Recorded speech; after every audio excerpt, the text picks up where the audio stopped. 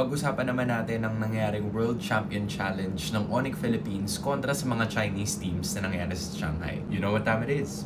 Hands in. Shoutouts din pala kay Boss Aldrin sa Adidas Glorieta. Thank you po sa pag-assist sa amin. Anyway, first things first, nanalo ng napakaraming games in 2 days ang Onyx Philippines. Day number 1 nila doon, nag-compete sila against Chinese KOLs and binalagbag nila sila. Day number 2 on the other hand, parang doon nagkaroon ng dikdikan na laban kasi tatlong best of 3 ang kinailangan na laruin ng Onyx Philippines to get this title. It really is a challenge for the world champions. My few thoughts about this. Number 1, the mechanics of Chinese players are really on point. Okay, we can probably consider na halos 2 weeks hindi nakapag-train ng Onyx Philippines. But still though, yung improvement, especially ng DFYG, yung team ni Nakiel VJ, isa sa ating mga kababayan also, to think na muntika nilang matalo ang Onyx Philippines, ang M6 World Champion, na kung saan during the M6 wildcard, hindi sila pinalad. That short span of time, November to January, grabe na agad yung improvement nila. Pangalawa, familiarity. Nabanggit ni Super Friends dun sa interview na nung lalaban sila, hindi rin kasi nila masyadong kilala kung sino yung mga makakalaban nila.